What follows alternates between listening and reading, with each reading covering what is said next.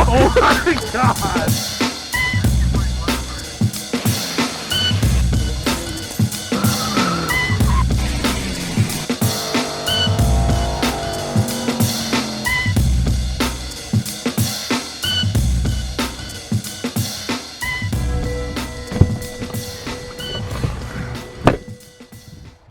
So today is the day we're finally gonna get started on Dustin's Cadillac. And real quick before the video actually starts, Dustin has like 2 foot long dreads, maybe even 3 foot long dreads. So that seems to be like a confusing thing to some people in the comments. So yeah, he's got dreads. They're badass. Let's move on. Let's focus on cars, okay?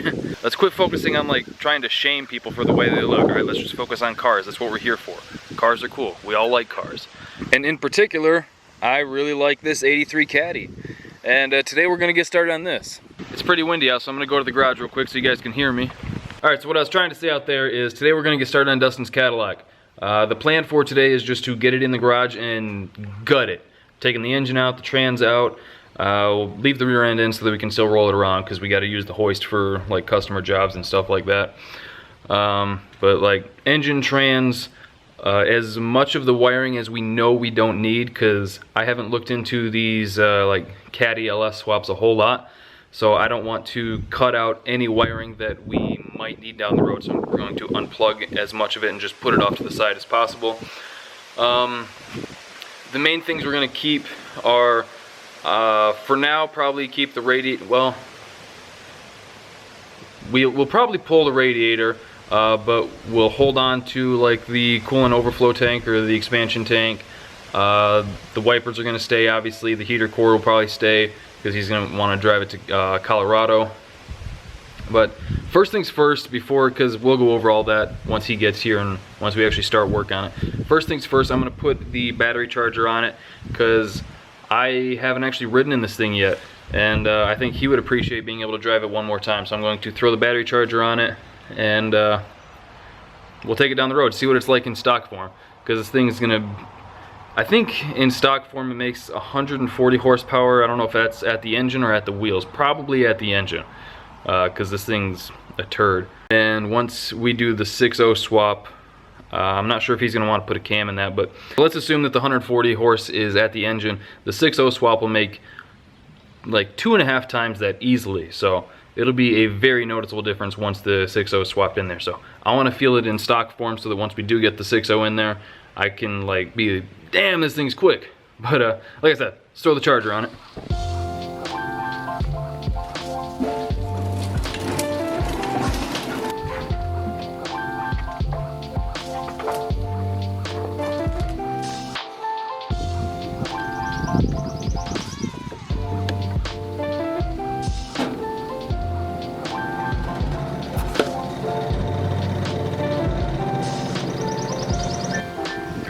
Yeah, you guys can see a lot of this stuff is going to come out of here, hopefully. I mean, honestly, a lot of it probably won't need to come out, looking at where it's all located, because I honestly didn't remember. Like, it's so far outside of, like, the frame rail is right there, and everything's pretty much out of the way. And I don't think, we'll take some measurements off the 5.3 that's in the RX-7, but it doesn't look like this is going to be any wider than an LS. Looks like they're going to be about the same width. The thing that's going to suck the most, I think, is just reaching in there, because it's so fucking far away. Like, look how far I could, that's easily 2 hands from the radiator to the air conditioner there. But I'm just going to let this charge and wait for Dustin to show up, which could be a little bit, but for you, luckily it's only 1 second. What's up, buddy? Should we see if it starts? It's been charging for like 30 minutes.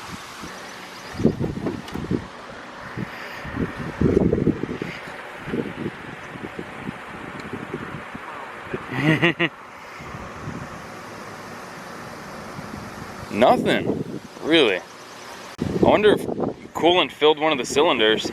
Oh, the ground's not on, bro. Oh, it's not? No, it's loose. Oh, I didn't even check. There might be hope yet. That might be our problem. Yeah. Not having the battery connected usually makes it hard to start. Because like it wasn't even trying to do anything. It was just nah. I wonder if my dad just loosened it up. So the battery wasn't gonna It ran off. I don't know. Alright, here we go. Now it's gonna work.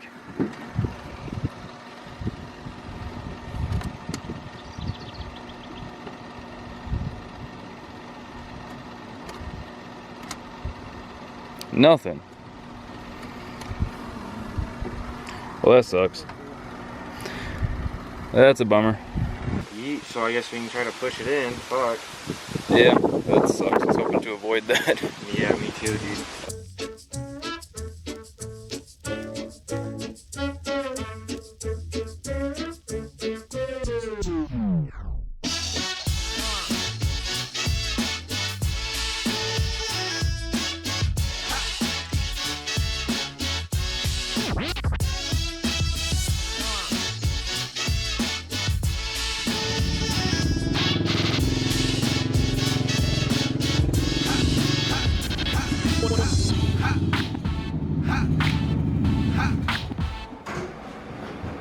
Hey, Kurt? Yep. Oh, no. Don't call me. Oh, you got Duke's hands with it. Yep. I think first order of business is pulling this hood off. Yeah.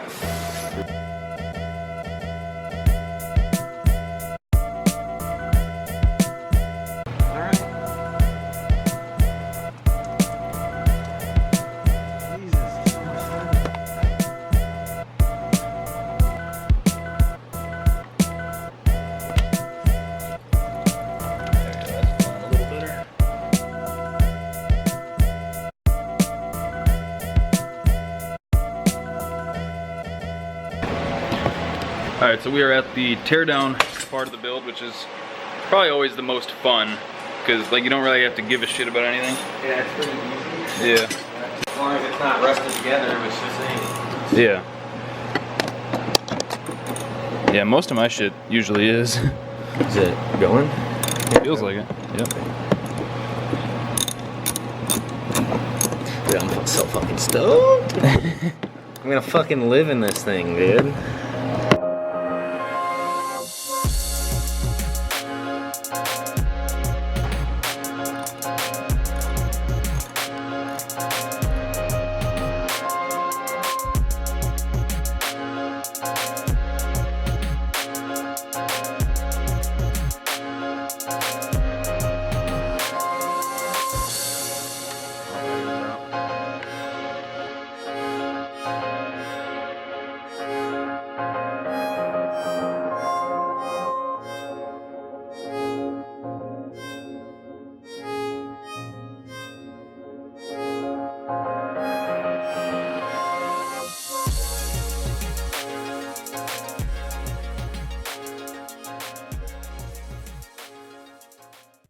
Alright, we got a bunch of shit disconnected up here.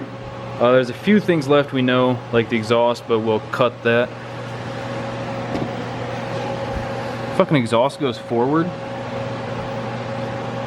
That's weird. Oh no, it's just on this side. Yeah. It ramps around. Yeah. It goes in front of the oil pan? It doesn't go like dual into a Y pipe into a single pipe. It just goes straight around the motor into a single pipe. I've never seen to where it goes down and then around like that. It's a little dumb. That's so fucking weird. But yeah, there's exhaust, power steering still connected. I'm sure there's some wires and stuff and vacuum lines. The AC still connected. But, Oh shit, I don't know. we can take the hood off the Mazda and measure for like width of the engine. And I really, like you said, I think the steering will work. Because the engine's gonna be so far back. I'm just worried about that and then the truck pan. Not having the clearance to... I mean, I think worst case scenario, it looks like you've got enough room for like an F-body pan, which is what I got on that. I think the truck pan will probably work. But yeah, let's pull the hood off the Mazda and take a peek.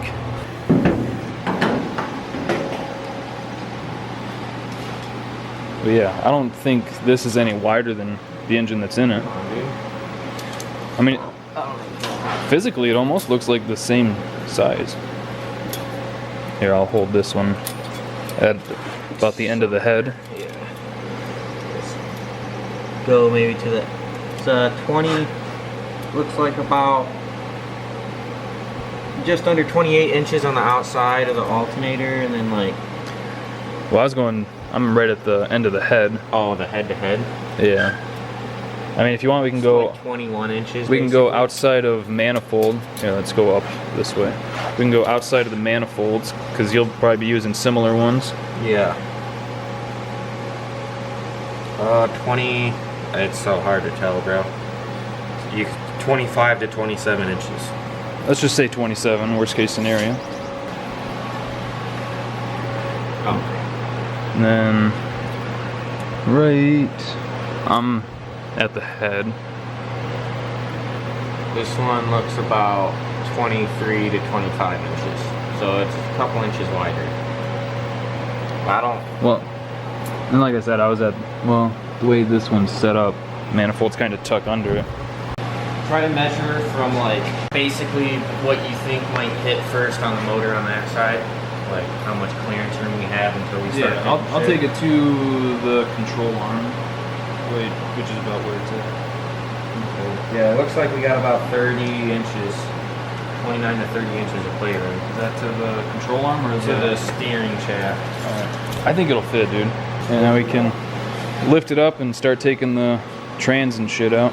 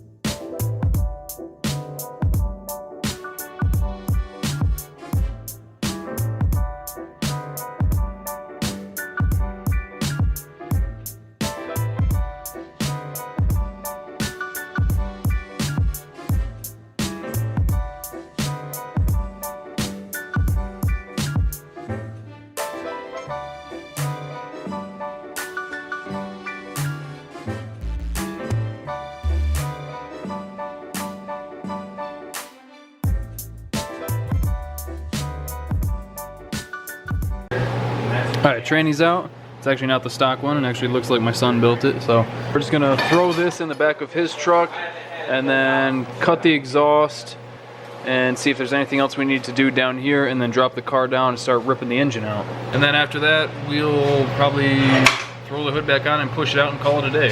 Because all we really wanted to do is just get the drivetrain out of it today.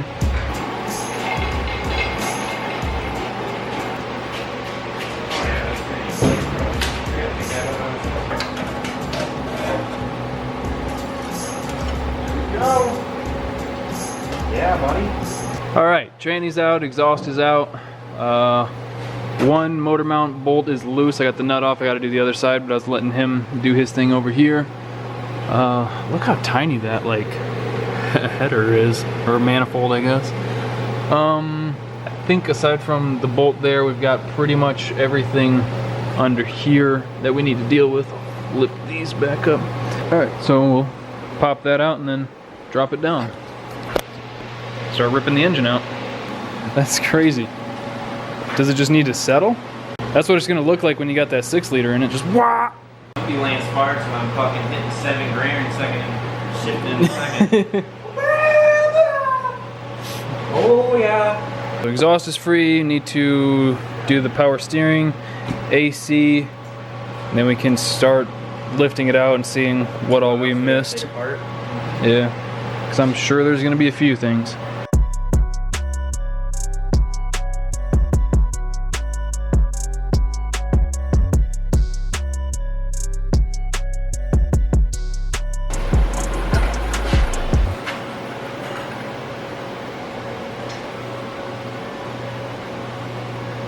If something's connected, it won't be.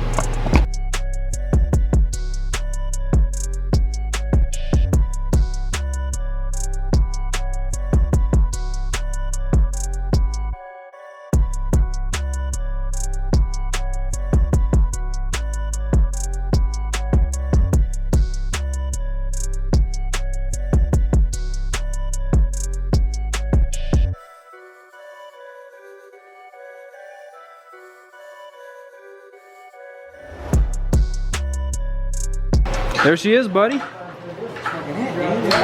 That didn't take long at all. This did. It would have been way harder without you, man. We wouldn't have been able to do it without Nick, though. True. You're lucky I showed up. Yeah, coming in clutch. Well, that's plenty of room for a 4L80 and 6 liter. Yes, neat. All right, engine's loaded up, trans is loaded up. There's evidence on the floor. Yeah, it looks like you could just get regular like LS to small block Chevy adapters and bolt them right to those like. That's all. That's all it is. Yeah, because I've got the same thing on that, because that was set up for a small block when I got it. So I just got those adapters. We've probably got like the top clamshell laying around somewhere. Just like the part that goes over this. If not, those are cheap too. Those are like 20 bucks.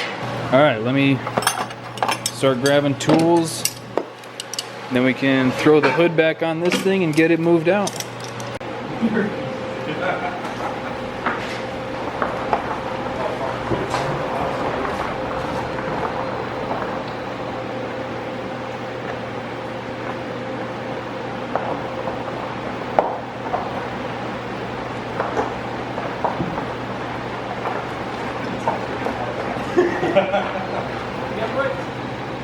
Alright, so we are back at my place. Hope you guys enjoyed the stuff with the Cadillac. I think it's awesome. Got the engine and trans pulled out today, and he's gonna be looking around for a 6.0. We already got the 4L80. I think he's gonna use the stock rear end for now. But that's gonna do it for today's video. Hope you guys enjoyed it. Thank you for liking, commenting, and subscribing. We'll see you next time.